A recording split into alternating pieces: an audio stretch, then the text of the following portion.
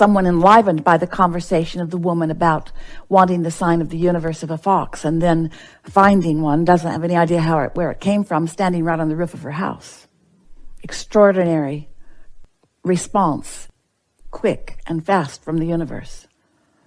You could say a bit surprising, but not really. It must be expected in order for you to rendezvous with it. And so this person decided that something like that would be fun to play with. So I made a list of 3 things, recalling seeing a YouTube video where we had talked about Esther and her friends making a list of 20 things that they had some interest in but no resistance to. Not things that they were desperate to achieve or to see, but just things that they had an interest in, things that they felt interest without resistance. So they made their list and moved around the city of San Diego, from one end of it to the other, a 50-mile radius, at least, in the north to south direction, and just allowed the universe to deliver to them their list, their combined collective list. And so this person who we're describing, writing into us, made such a list, put 3 things on it. And during the day, in making the list, didn't see the 3 things. Felt a little disappointment at not seeing the 3 things, which is a little bit of an indication of trying too hard. While the 3 things might not have been that important, the proving self to self, about self, was sort of in the mix. That day, nothing seen. One of the things was a big yellow balloon. And so this person slept, woke up next morning on a highway, en route, saw off on the horizon the most incredible rising sun. And because of the way the atmosphere was, because of the direction of the vehicle in proximity to where the sun was coming up, it appeared this very fast moving yellow balloon rising quickly right before him.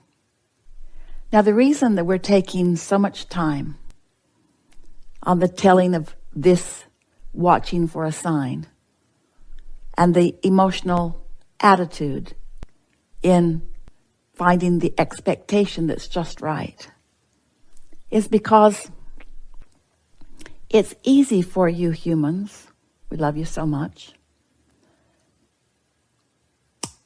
to advocate or to explain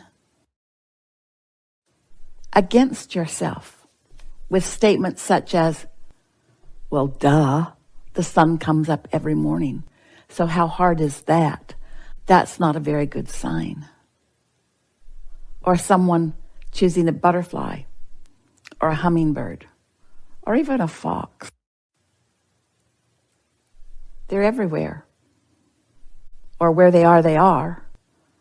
And the expectation of many of those things, Abraham, is not that surprising. We get that.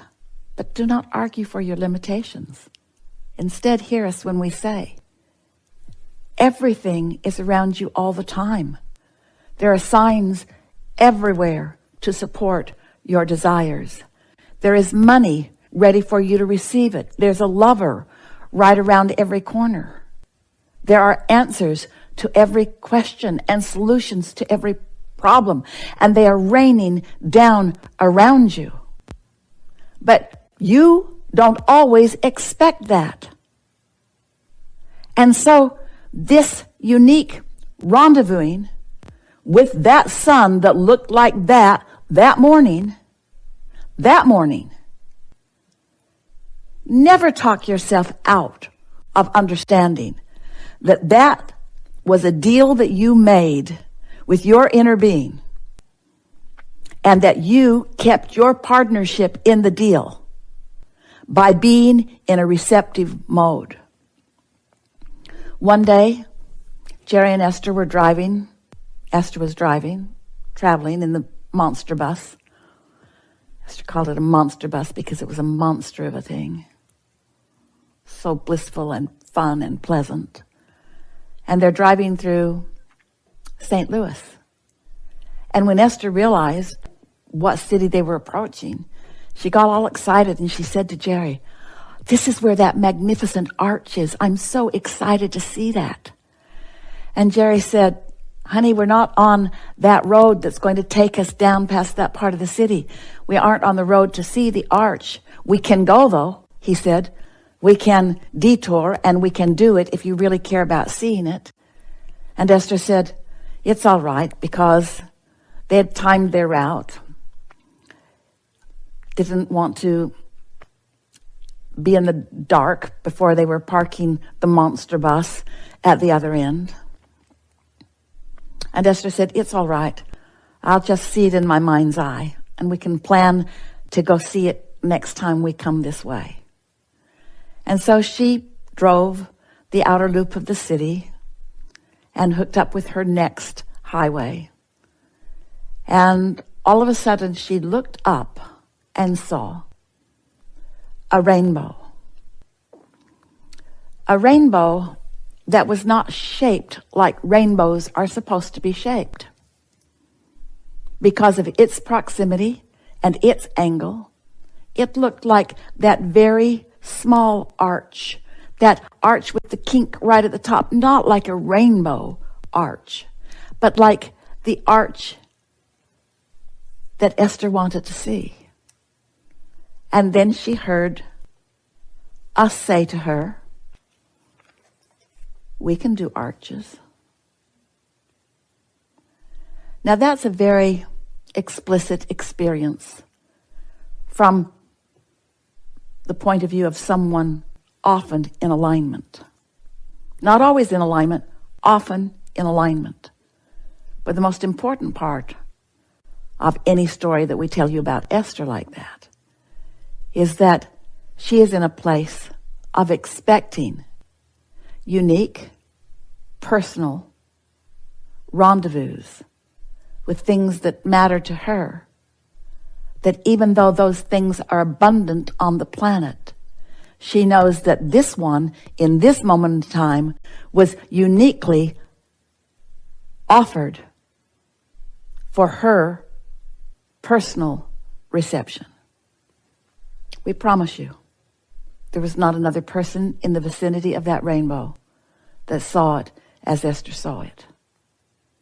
The direction of her bus, the timing of when the rainbow appeared, the sun in proximity, the moisture in the air, the vantage point of the bus, and Esther's love of arches, an absence of resistance about not getting to see her arch today. What we want for you, for all of you, is a practiced and found on a regular basis moment in time where you are expecting your sign, your answer, your clue, your remedy, your response, your solution, your answer. That's what we talk about all day, every day. That is our message to you. You getting ready to receive what you are asking for. Practice that. The majority of the emails that you write to us indicate to us that you don't really get that. It's almost as if you believe that your answers are being rained down and others are getting them. Others don't get your signs, only you do. Don't talk yourself out of believing. Another person wrote about knowing someone pre-pandemic, meeting them, liking them, enjoying them, texting them, having conversations with them, losing contact with them, then rendezvousing again, and coming to the fresh activation of, this is a person that I would really like to get to know better. Activated in the creation box, activated in the vortex. In other words, desire in place. Step 1 already happened. And step 2, always in the process of an answer, an answer, an answer, an answer, an answer, an answer, an answer, an answer, an answer, an answer.